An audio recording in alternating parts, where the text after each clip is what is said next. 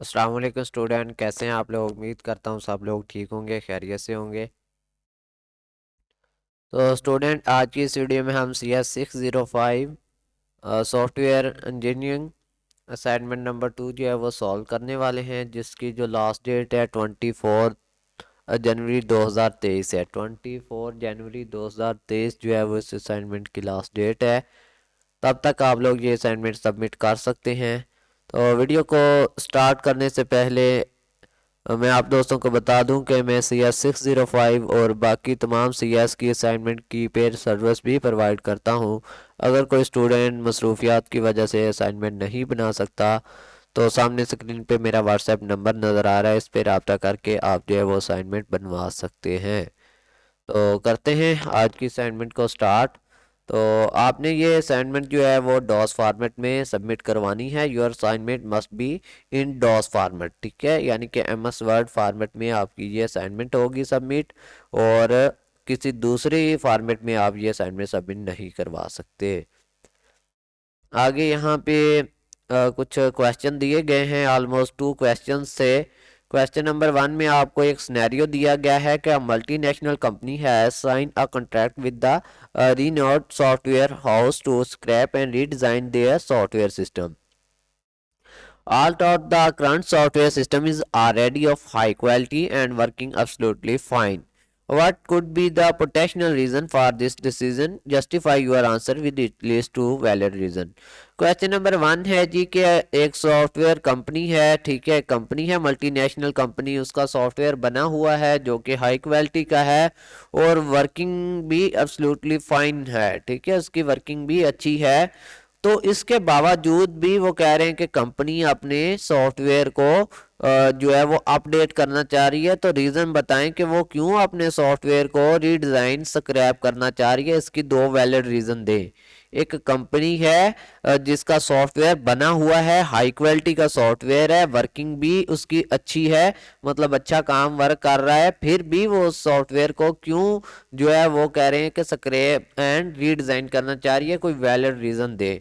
तो 2 इसकी valid reason है जो कि यहाँ पे मैंने ऐड की हैं। तो आप इसमें थोड़ी बहुत चेंजिंग कर लीजिएगा ताकि कॉपीराइट ना आए। थोड़े सिनोनिम वगैरह वर्ड्स के बदल लेने हैं आपने। There could be server protectional reasons for a company to scrap and redesign their software. वैसे तो बहुत सारी मतलब रीजंस होती हैं कि कंपनी अपने सॉफ्टवेयर को रीडिजाइन भी करती है, स्क्रैप भी करती है, if it is already of high quality, चाहे वो हाई क्वालिटी का हो एंड वर्किंग वेल, अच्छा काम भी कर रहा हो। लेकिन हम यहाँ पे 2 पॉसिबल रीजन बताने वाले हैं, जिसमें फर्स्ट ऑफ ऑल है कि बिजनेस रिक्वायरमेंट हैव चेंज। अब देखें ना, सॉफ्टवेयर जितना भी अच्छा काम कर रहा हो, जितनी भी उसकी क्वालिटी अच्छी हो, जब उसकी रिक्वायरमेंट ही चेंज हो जाए, ठीक है, तो फिर हमें वो बदलना पड़ता है, ठीक है, हमें वो सॉफ्टवेयर चेंज करना पड़ता है जब उसकी रिक्वायरमेंट ही चेंज हो गई है, ठीक है, तो फिर सॉफ्टवेयर भी चेंज करना पड़ेगा। द कंपनी बिजनेस नीड में have change since the initial software system was design and implemented. तो वो कह रहे हैं कि कंपनी बिजनेस को जो है वो ज़रूरत पड़ती है बाज़-औक़ात अपने सिस्टम सॉफ्टवेयर को चेंज करने की, न्यू टेक्नोलॉजीज़ की वजह से, नए रेगुलेशंस की वजह से, मार्केट ट्रेंड की वजह से, या फिर require changes of software system in order to remain competitive and comply with law and regulations.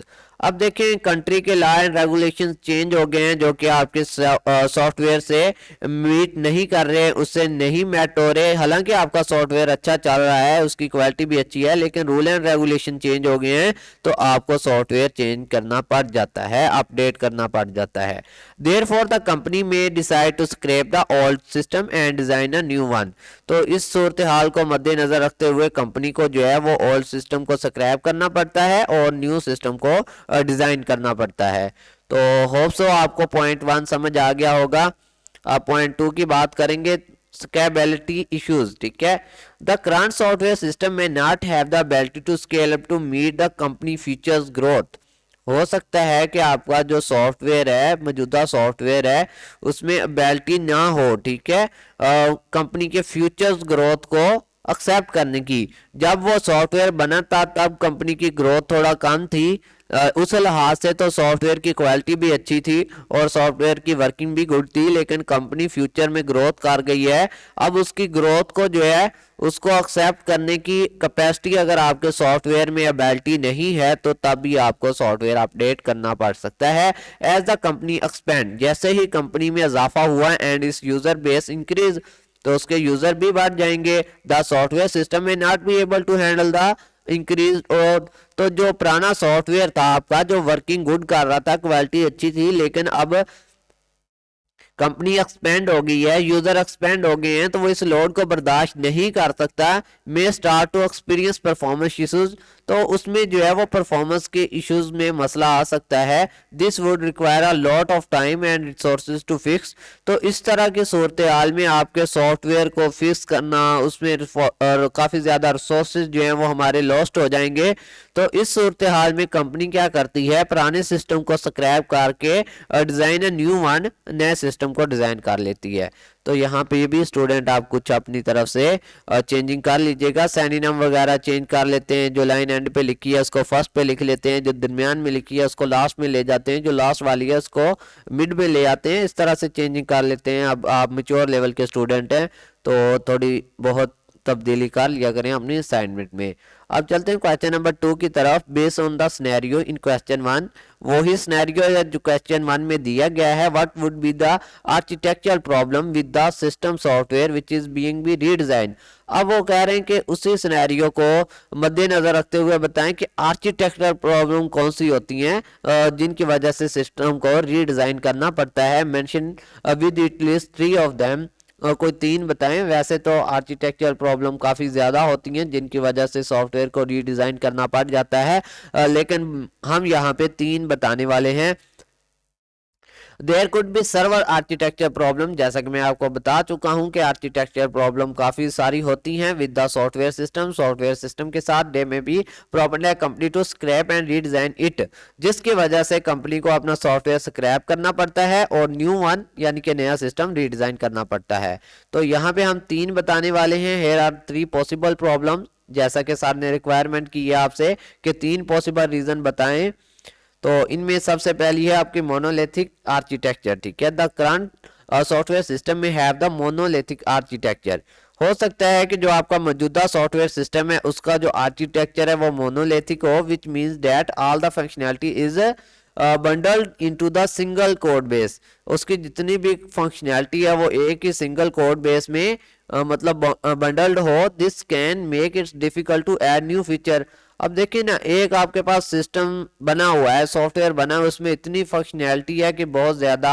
अब आप उसमें नए फीचर ऐड करना चाहते हैं, लेकिन वहाँ पे नए फीचर को ऐड करना डिफ़िकल्ट है, मुश्किल है। ठीक है, make change to the system, वहाँ पे चेंजिंग करना भी मुश्किल है क्योंकि वहाँ पे तो बंडल ऑफ सॉरी वेट कीजिएगा थोड़ा, ये जो है मेरा स्क्रीन प्रॉब्लम कर रही है। हाँ ठीक है, अब ठीक है।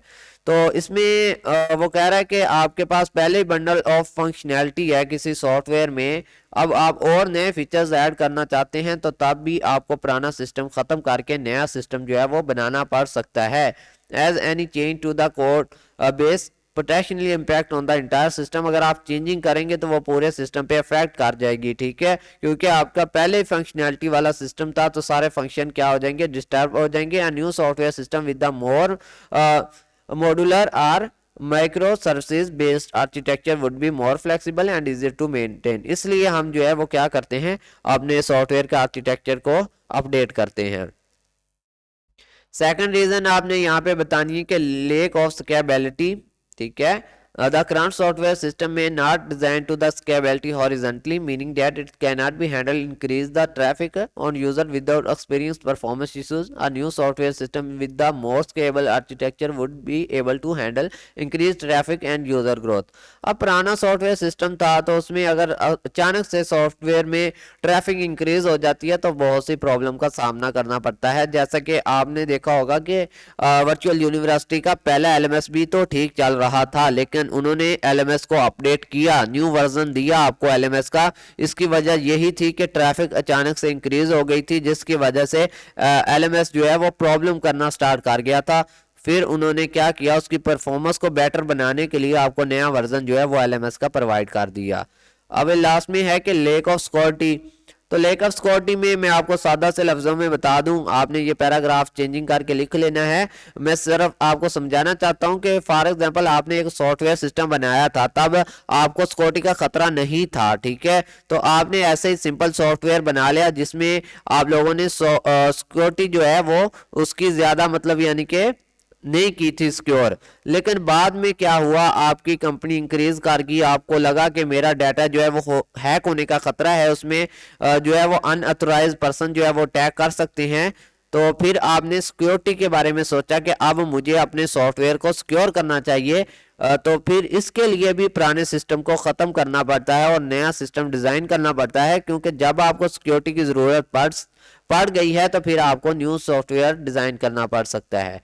तो स्टूडेंट ये थी आप लोगों की असाइनमेंट, जो कि मैंने आप लोगों को डिफाइन भी कर दी और पॉइंट भी बता दिए। इसमें आप लोग सिनोनिम चेंज कर सकते हैं। यहाँ पे बहुत से पॉइंट हैं जिनके आप सिनोनिम चेंज कर सकते हैं, और इन पॉइंट्स को ऊपर नीचे करके आप अपना आंसर जो है वो लिख सकते हैं। अगर आप फिर भी पेड बेसिस पे असाइनमेंट बनवाना चाहते हैं तो सामने स्क्रीन पे मेरा व्हाट्सएप नंबर है, इस पर रब्ता करके आप असाइनमेंट बनवा सकते हैं। तो मिलते हैं न्यू वीडियो में, तब तक के लिए अल्लाह हाफिज़, फ़ी अमान अल्लाह, अपना ख्याल रखिएगा।